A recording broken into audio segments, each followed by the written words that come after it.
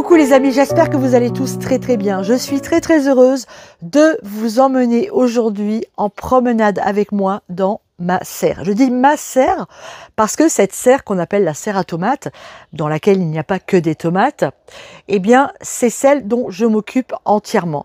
C'est moi qui ai planté ce qu'il y a dedans, qui entretient, qui désherbe, qui arrose. Enfin bref, c'est ma serre, c'est une serre de filles avec mes petites décorations. Vous allez voir, on va faire un petit tour ensemble. Ça pousse, hein, ça pousse très bien. La météo est avec nous. On est au mois de juillet et là, on commence déjà depuis une bonne dizaine de jours à récolter des tomates. Vous allez voir, il y a pas mal de choses dans cette serre. Elle fait 60 mètres carrés.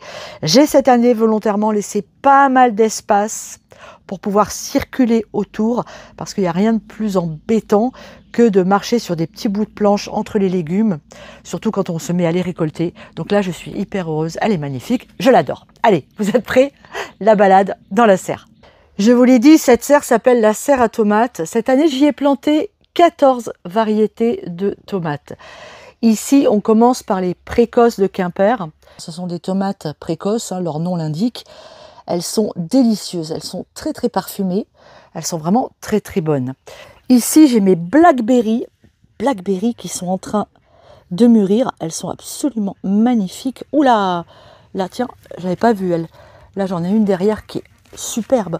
Par contre, elle est en train de craquer. Je crois qu'il va falloir que je la surveille, que je la ramasse pas trop tard. Voilà, ça pousse très bien. Hein. Alors ici, j'ai des rosas de Barbatro. Donc c'est des tomates d'origine espagnole et d'après ce qu'on dit, ce sont les meilleures tomates au monde. Alors il me tarde de voir ça, de les goûter. Elles sont très belles, hein. C'est de la grosse tomate aussi. Comme chaque année, j'ai planté également des marmandes et des Saint-Pierre. Ça c'est mes tomates pour faire mes conserves et mes tomates farcies. Ici j'ai des monstres, regardez par rapport à ma main. Ce sont les Mendigori. Ça c'est pareil, c'est des tomates magnifiques. Par contre, elles ont poussé très vite et vous voyez le pied a eu beaucoup de mal. Alors il est en train de repartir ici. Mais c'est vrai que les tomates ont été vraiment énormes rapidement et le pied a un peu souffert. Mais bon, ça va partir. Ici j'ai une magnifique cœur de bœuf qui va bientôt être bonne à manger. Cette année on teste également les tomates beefsteak. Alors je ne sais pas ce que ça va donner. C'est la première année qu'on en fait. On verra ça, ce sera la surprise. Ici, c'est aussi une première cette année.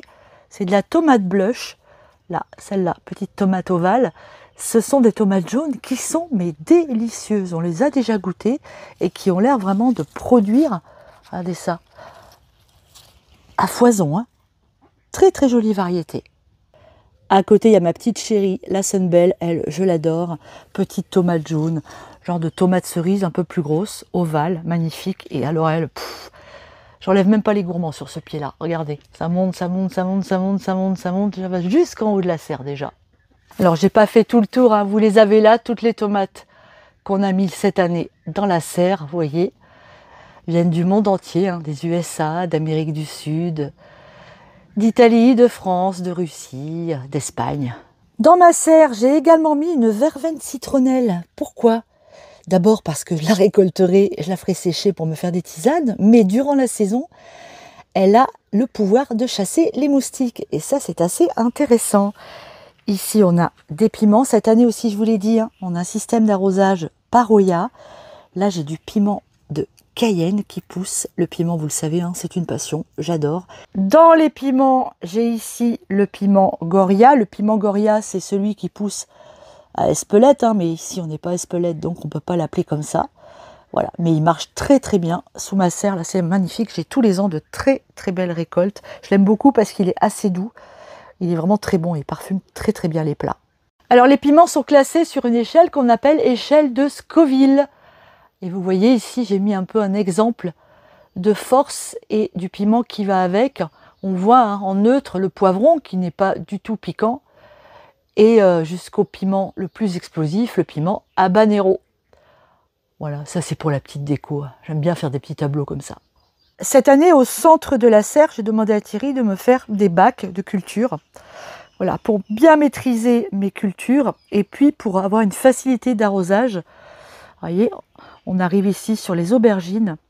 C'est vraiment très pratique et ça me laisse de belles allées pour pouvoir passer entre mes rangs. Ici, vous le voyez, j'ai mon basilic. Alors, plusieurs sortes de basilic cette année, c'est pareil. J'ai du basilic ici de Gênes.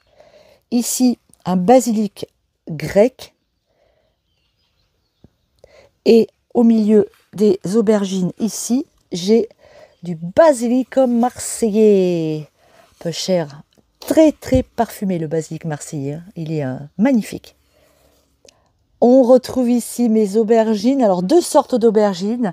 La barbantane, classique, et la japanaise, qu'on a découvert l'année dernière, et que j'adore vraiment. Cette aubergine très longue, à la chair très fine. Elle est vraiment super bonne, et je crois que j'en ai mis un sacré paquet cette année. Ici, j'ai un pied de coriandre que j'ai volontairement laissé monter en fleurs, pour pouvoir ensuite récupérer les graines que vous voyez là, que je ferai sécher, et que je pourrai conserver toute l'année pour après parfumer tous mes plats. C'est très joli en plus. Et je termine ce tour de serre avec ma petite chouchoute, la courge luffa. Je vous en ai parlé sur Instagram, vous avez été très nombreux à me poser des questions. La courge luffa, c'est donc la courge éponge, celle avec laquelle on fait des éponges abrasives pour enlever les petites peaux sur le corps, mais également pour faire la vaisselle, pour nettoyer vos éviers, enfin bon, bref. Une éponge naturelle. Alors, je suis très contente parce que l'année dernière, je ne les ai pas réussi.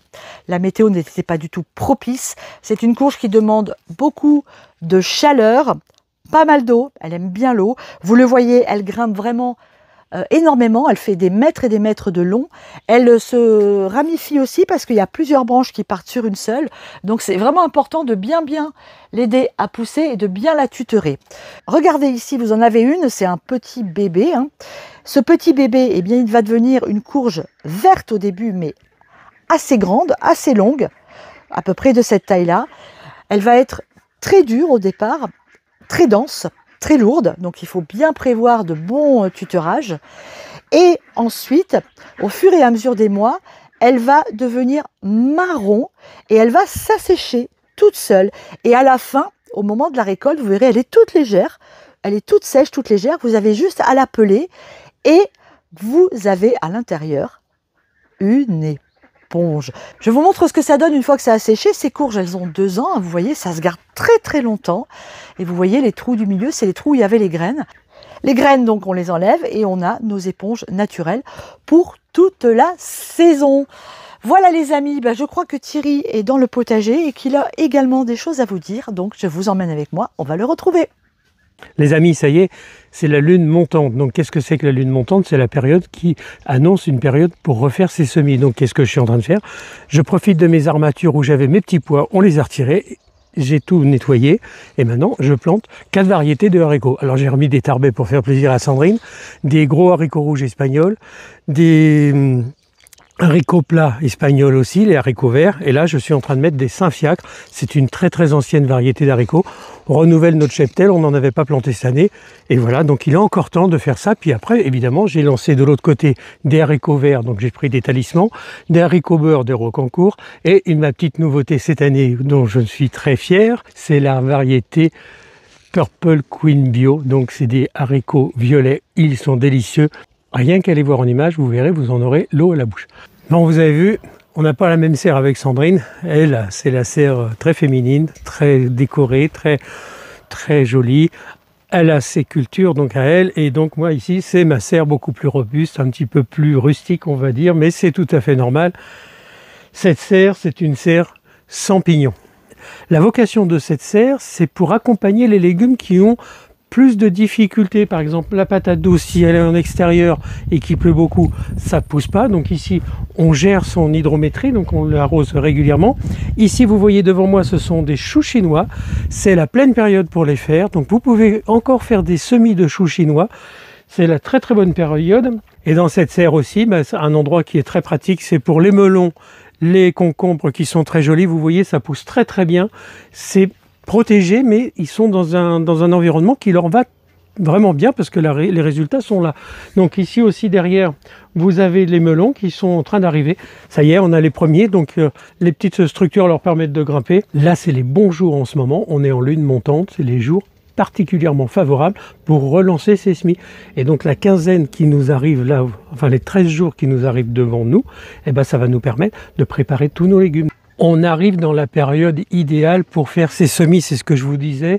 Donc en ce moment, très rapidement, des navets, des radis noirs, des carottes, du chou-fleur, du chou de Milan, des petites salades encore. J'ai ici encore des choux chinois parce qu'on va relancer une autre variété. Et puis aussi, moi je fais de la coriandre parce qu'on en consomme beaucoup à la maison. Et ben je vais relancer un jour fleur, la coriandre. Et pour finir sur une jolie note positive, regardez qui est là. Bah, vous avez notre fameux pâteau, derrière tout au fond c'est Mama, et puis bah, là il y a deux nouvelles. Et bah, celle qui est grise avec un petit collier blanc, on l'a appelée Iris, ça fait très princesse, et la petite blanche, on l'a appelée Bianca. Voilà, vous avez nos 3 femelles avec pâteau. Les amis, à très bientôt en cuisine ou au potager. Cette semaine, nous ne ferons que 2 vidéos parce que nous avons notre grande journée porte ouverte samedi. On a plein de préparatifs à faire, alors on est un peu pris par le temps, mais la semaine prochaine, vous nous retrouverez comme d'habitude 3 fois dans la semaine. Allez, à très bientôt, passez une bonne semaine.